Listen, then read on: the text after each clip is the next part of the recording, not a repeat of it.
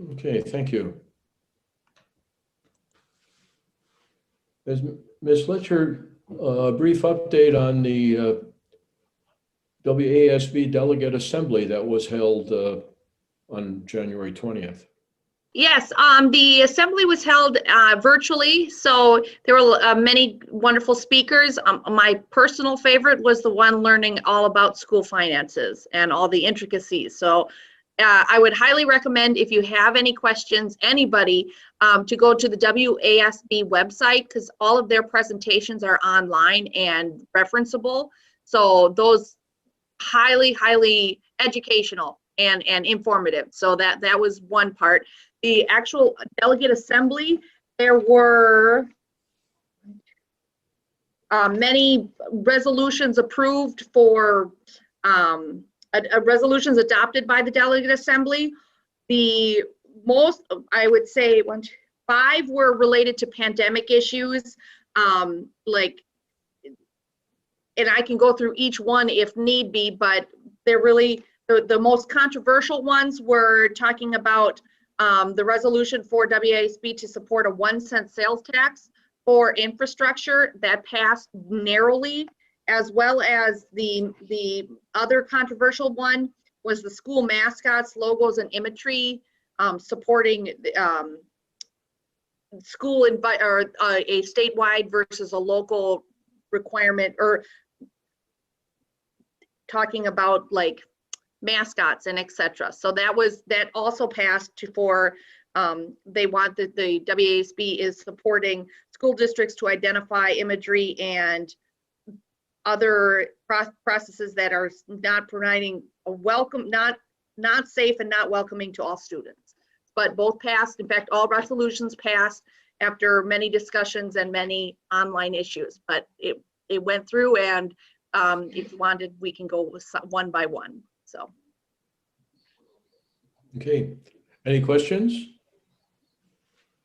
Great. Thank you very much. Sorry. I just wanted to thank Amy for taking her time to do that.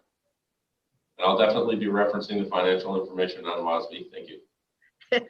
Sounds good. Okay, we can move into the administrative reports. Ms. Brocker.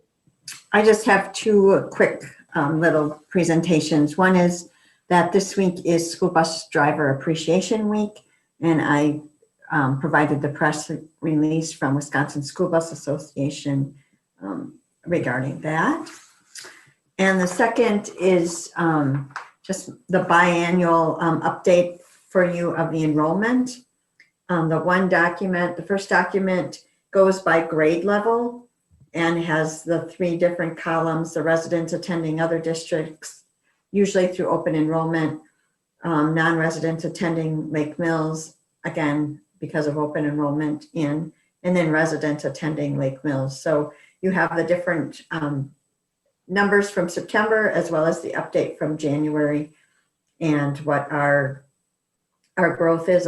We gained a few students from September, and these numbers are used for our general aid, which we'll receive next school year. The second attachment just shows again some physical students and the changes from September to January. And the numbers are a little different because in the first document, like, we have some students attending a private facility, and I counted them as residents attending other districts, but on this document, they're counted on that in this document. So that's why there might be a couple students different, or like the students attending the CAP program in Johnson Creek, I put them as residents attending other districts because they're not really physically in our building. So I just wanted you to understand the little tweaks that are different between the 2 documents, but just thought it'd be good for you to get that updated information. Any questions? So I have a question. There are differences, minor differences between the 2 counts. Is our aid adjusted then? Is that how that works? Our aid is based on all of the residents, our resident students. So it's based on the first column, residents attending other districts or other institutions, plus the residents attending our school. But I also like to know what non-residents are actually in our buildings, because that's how we're determining our number of teachers that we need. And then we get open enrollment on those students, and we lose open enrollment aid on the students that are attending other schools under open enrollment. Right. I guess my question was more the difference between September and January. Oh, okay, I'm sorry. I didn't know. Okay, you have a much simpler question. Yes, it is. Some of the growth is because we had a couple of the students were not living in our district and then moved into our district. So that's part of the growth. We always gain, I see it's only one student, but we always gain at least one early childhood student because they turn 3 after September 1, and then we enroll them in our program. So it wasn't anything that major. But would our aid get adjusted because of any differences? Our aid is based on the September count and the January count, and they average the two. I see. Thank you.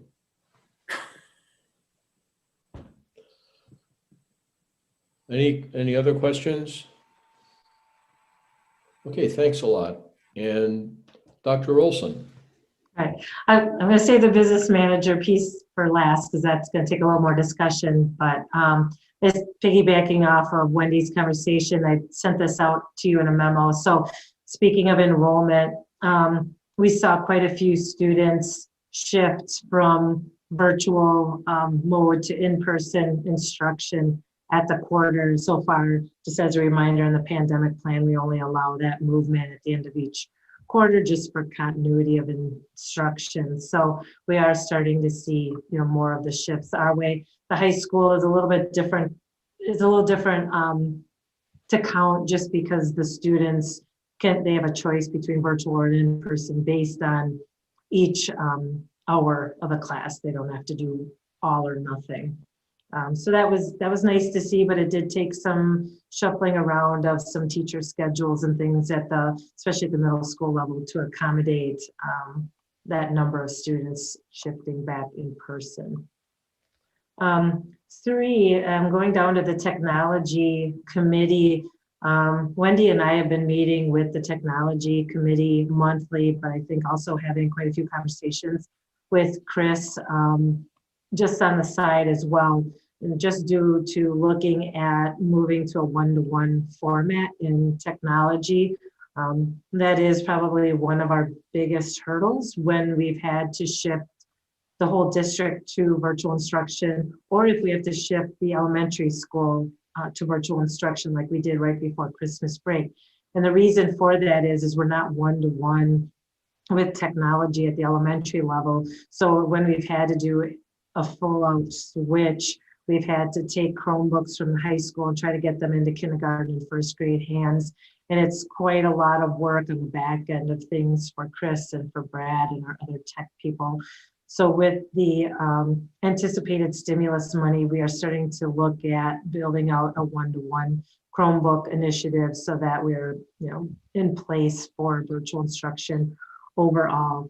In addition to this, as you know, adding more devices into the school district adds more work to our tech personnel. So we are brainstorming ways to provide some additional support for Chris and the tech department, because with more Chromebooks comes more breakage, which means, between Chris and Brad and then our library media specialists, they spend quite a bit more time repairing Chromebooks. One of the ways we've looked at that is looking into hiring a youth apprentice.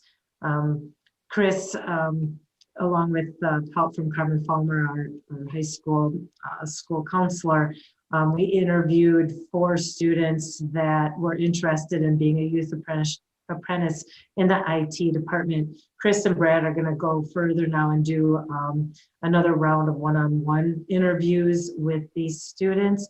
The goal is, these were all juniors, the goal is to get them as a junior, keep them through the end of their senior year, through the summer months, even through any kind of school vacations, and they would basically serve as one of our tech supports while learning on-the-job skills that will help them pass graduation as well. So we're really excited about that. We've got 4 students that I think really have a nice skill set that we'll be able to work with. So we'll keep you posted on that. Number 4, just a quick note, high school portfolios. We did do the portfolio interviews for our December grads. But as you can see here, just because of the various learning modes, so we still have quite a few students that are virtual, a lot of students that are in person, that they are scaling down the exit interviews for our grads. So they're looking at the portfolio evaluations are only conducted by 1 district employee. Wendy and I participated in that for the December grads. So she had 4 students, I think I had 4 students, and we just did the interviews one-on-one. They did come in person, even though there were some virtual students, but because of masking and social distancing and things like that, we just did a little bit of a different process. Kale also let me know that instead of the exit interviews taking place on Thursday, April 29th, the evaluators will have the week of April 26th to schedule their interviews, and they are allowing them to also be done virtually through Google Meet. Rest of the process stays the same, and hopefully the following year we can go back to normal. This was my first experience with the exit interviews, and I loved it. It was such a great way to, I guess, hear what the students are doing, you know, after graduation, and just really getting to know some of the students a little bit better just by having those one-on-one conversations. So I enjoyed the one-on-one aspect of those exit interviews. Quick update on COVID. It's been a relief to see some of our positive cases going down. I mean, I joke with Tony that I think our weekend jobs now have hopefully come to an end, because it seemed that Tony's Astro, and along with Megan, we did a lot of contact tracing on Saturdays and Sundays. So we haven't really had to do that in the last couple of weeks. We're seeing positive cases going down in the county and also in the state. The vaccines are now starting to be rolled out, as you know, with the 65 and older group. We are meeting with Jefferson County on Friday afternoon about the rollout plan for the vaccinations that are expected to start on March 1st. That's all dependent on the number of vaccines that they get. They don't always know far in advance how many vaccines they're going to have at any given time, but we will, I'll send out an email once we have that plan in place, just so staff know what to expect. But Jefferson County has been phenomenal to work with. Our epidemiologist really is on top of things. Summer's done a very, very nice job along with Gail Scott.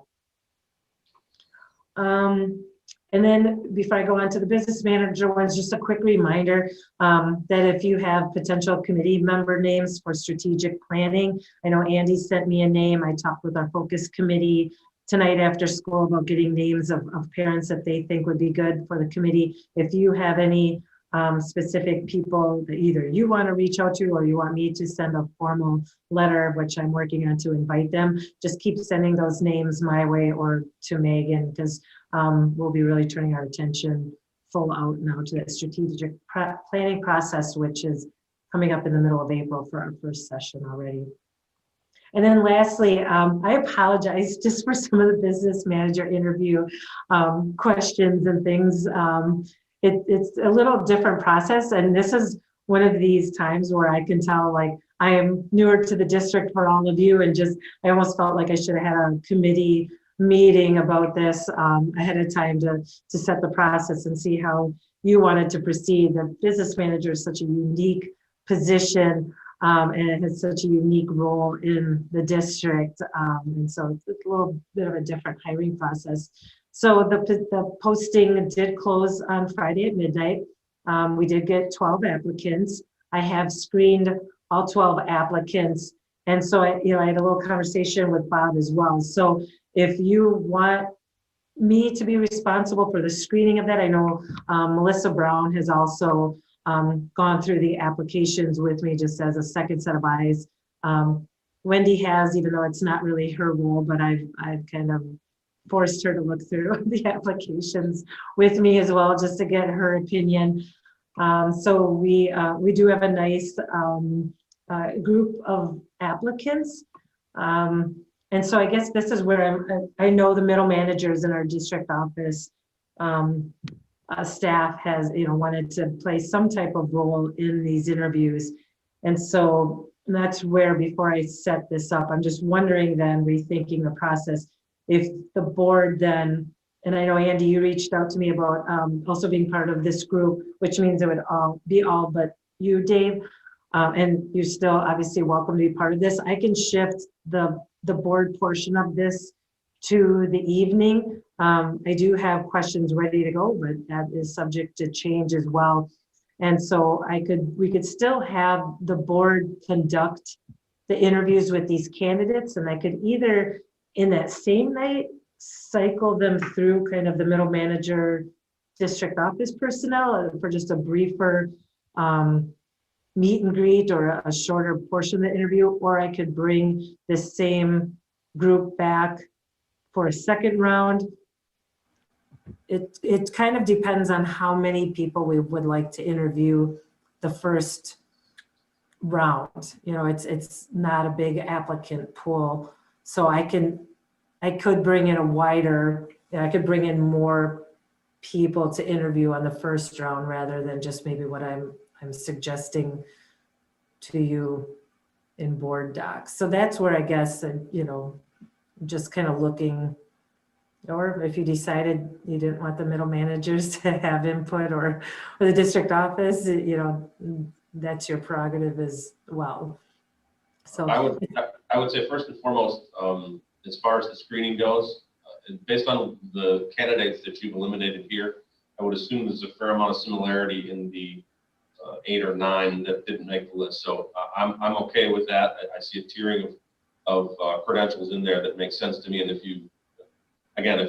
the other 8 or 9 were of similar and below these, then I don't believe that we need to take our time to screen those candidates. So thank you for that.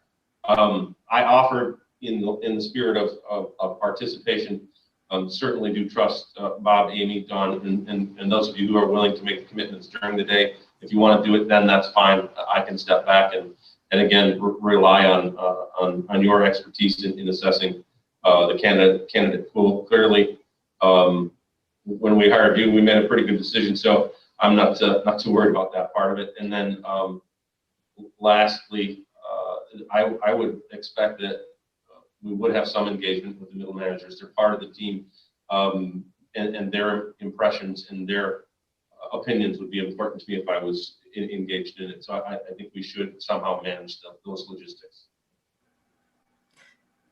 So Don and Amy, I know you work during the day, so this definitely doesn't need to happen during the day if you're not available. And I'm not necessarily set on that Wednesday date either. We were just kind of trying to pick a date out in the future. So I can either, work with you on the side and Bob, of course, too, to see, do you prefer an after work type of schedule? I mean, obviously these people all have jobs as well, so they'd be taking time off to be able to interview with us. And I guess secondly is, we are still in the middle of COVID. Would you prefer to have candidates in person with social distancing, or would you like to do this virtually? This is Amy. I can go either way, during the day or during the evening. The only restriction I would have is if we're going to do it during the day, it would have to be after March 1st. So, or March 1st or later. So that's 6 of one, half does the other for me. Personally, I think the middle managers should be involved because they're going to be working with it. I am fine for the narrowing down with the narrowed down names, the narrowed down list.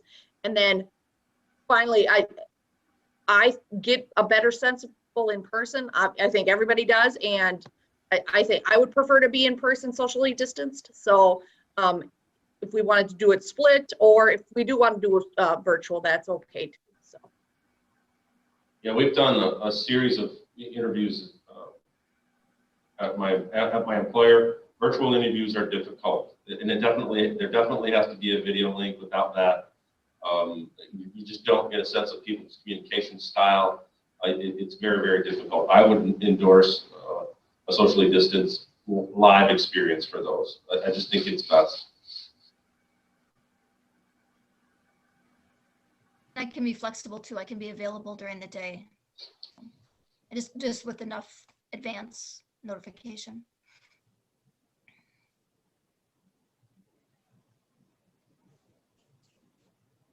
All right, good. I can, follow up with you, with the three of you in an email too, and just firm up some of that and make sure, the dates would work. It sounds like though, Amy, I mean, I'd rather probably not wait till March 1st. So I'm thinking maybe an after school. Oh, is this is the February one that you had February 17th?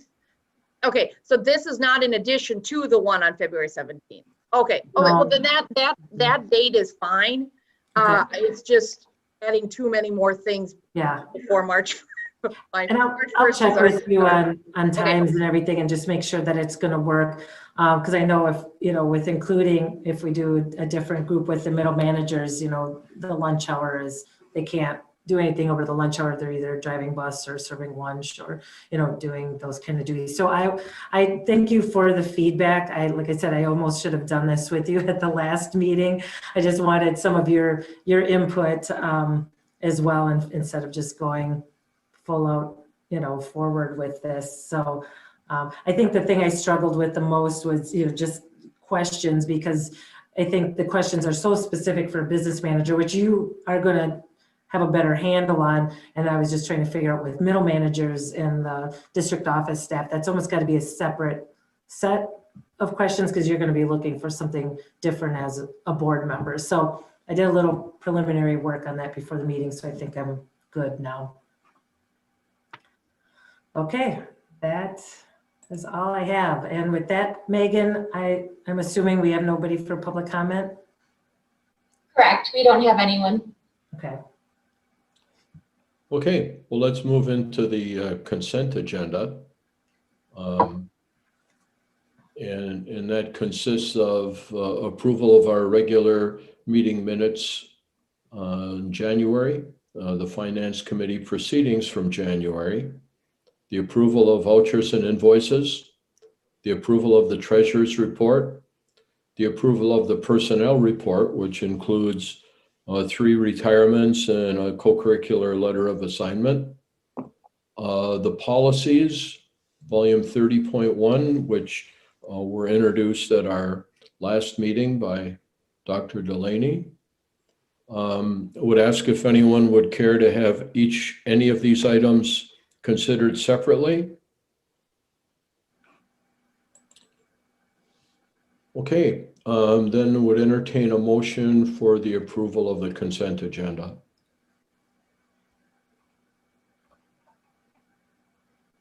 I approve we endorse the consent agenda as proposed. Second. Moved and seconded. Oh, and I forgot to mention that there is a new course proposal as well. Post-war and modern United States history. Any questions or comments? May we have a roll call, please? Dawn Delaney. Aye. Amy Litcher. Aye. Andrew Palmer. Aye. David Radel. Aye. Robert DiPiero. Aye. Motion carries. And then we can move into the action items. The first is approval of a roof bid at the Lake Mills High School. This item was discussed in our Finance Committee meeting prior to this meeting. I would entertain a motion for its approval. I move the board approve the bid for $17,490 from Badgerland Commercial Roofing, Inc. for the high school roof. Second. Moved and seconded. The floor is open for discussion or questions. Hearing none, I would ask for a roll call vote. Amy Litcher, Aye. Andrew Palmer, Aye. David Radel, Aye. Don Delaney, Aye. Robert D'Imperio, Aye. Motion carries unanimously. The next item is approval of a statutory agreement with Wisconsin School Nutrition Purchasing Cooperative.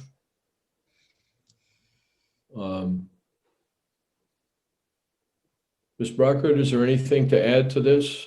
No, this is just a co-op that our food service program uses. It's a great resource for our food service program. And there is a rebate that's involved in it as well. It's been very beneficial the last couple of years. Okay, so I would entertain a motion for approval of the agreement. I move the board approve the 66.0301 agreement with Wisconsin School Nutrition Purchasing Cooperative for the 2021-2022 school year. Second. Motion. Moved and seconded. The floor is open for discussion or questions.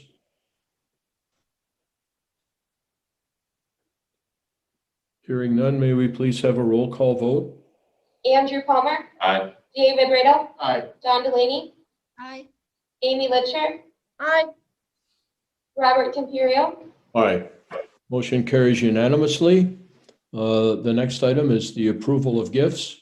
And again, the public in our community are very generous with their gifts to the district. So I would ask for a motion for the acceptance of those gifts. I move the board accept the following gifts and thank the generous donors for the continued support of students and programs of the Lake Mills Area School District. A donation from $600 from Mrs. Paula Renz to the PAW, and a donation of $1,438 from the town of Astalon for COVID resources. Second. Moved and seconded. Discussion or comments? And a roll call vote on the motion, please. David Radel, Aye. Don Delaney, Aye. Amy Litcher, Aye. Andrew Palmer, Aye. Robert D'Imperio, Aye. Motion carries unanimously. The next is future agenda items. Right now, we just have the early college credits. Depending on the process and how much time things take, hopefully approval of the Director of Business Services contract, and then approval of the RFQ contract as well. I know we're looking ahead here a little bit. I'll discuss with you at the next board meeting about recognizing years of service and retirees for this past year, since we didn't do that earlier in the fall. So we're working on a process in spring for that with you, and so we'll talk through that at the next meeting. Okay, great. The next item would entertain a motion to adjourn into executive session. I move the board adjourn to executive session pursuant to Wisconsin State Statute 19.85, Parent 1, Parent C, considering employment, promotion, compensation, or performance evaluation data of any public employee over which the governmental body has jurisdiction or exercises responsibility. Approval of executive session meeting minutes and administrative contracts. And a second? Second. Moved and seconded. All those in favor signify by saying aye. Oh, excuse me, we need a roll call, sorry. Don Delaney, Aye. Amy Litcher, Aye. Andrew Palmer, Aye. David Radel, Aye. Robert D'Imperio, Aye. The motion carries. Now electronically, we will have to move to a different format.